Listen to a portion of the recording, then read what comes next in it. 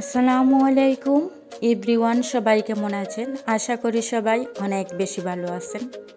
আলহামদুলিল্লাহ, আমরাও ভালো আছি। নতুন দিনে নতুন আরেকটি রেসিপি নিয়ে চলে আসলাম। আশা করি আপনাদের সবার অনেক বেশি ভালো লাগবে। জ্বর এলো এলো জ্বর, আমপোর কাঁচা আম ডাসা আম, টক টক মিষ্টি, এই যা এলো বুঝি বৃষ্টি। কি এ গান শুনে মনে পড়ে গেল ছোটবেলার কথা। এই গান নিয়ে অনেক নাচানাচি করতাম আর অনেক কি বলবো, অতীতের অনেকগুলি স্মৃতি মনে পড়ে যায়। আজ কেন জানি এই গানটা মনে পড়লো। যাই হোক, যখন আমরা ছোট ছিলাম তখন আমাদের বাড়িতে গ্রাম অঞ্চলের কথা বলছিলাম। তেমন একটা আম গাছ ছিল না আমাদের।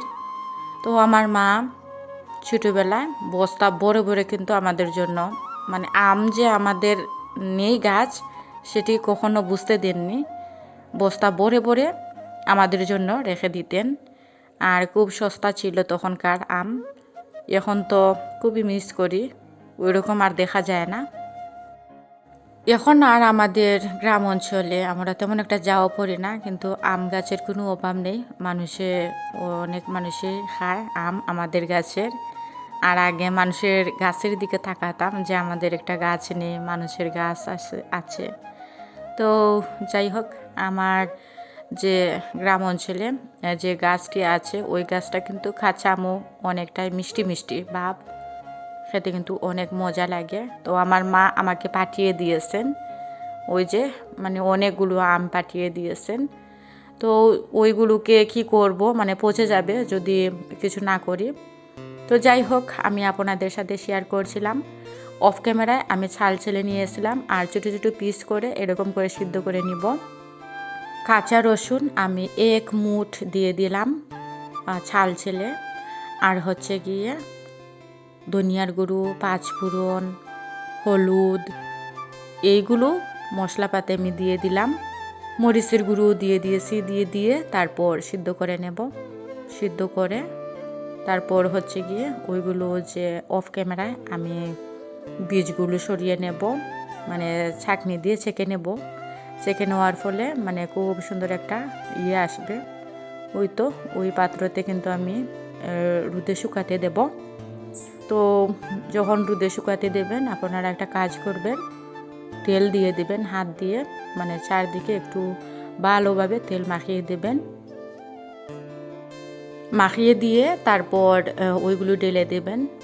আর যখন শুকিয়ে যাবে, পুরোপুরি শুকিয়ে যখন যাবে, তখন কিন্তু টান দিয়ে তোলা যায়। খুব সহজভাবে টান দিয়ে তোলা যায়, কোনো কষ্ট হয় না। তো অনেকেই দেখেছি ইউটিউবে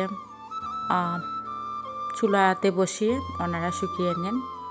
আমি আদৌ জানি না সত্যি কি মিথ্যে, ওই রকম করা যায় কি না, তবে অনেকেই দেখেছি করেন ওনারা।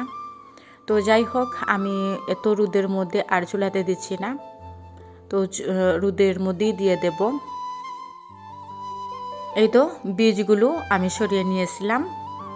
আর ওই যে এই রেসিপিটি যে আপনাদেরকে দেখাচ্ছি, আর কি বলবো, রোদে শুকানোর আগে শেষ হয়ে যাবে এরকম হয়। আমার মেয়ে তো পুরোপুরি খেয়ে প্রায় অর্ধেকটাই করে নিয়েছে। ভাবছিলাম যে পুরোপুরি তুলে আপনাদের সাথে শেয়ার করব।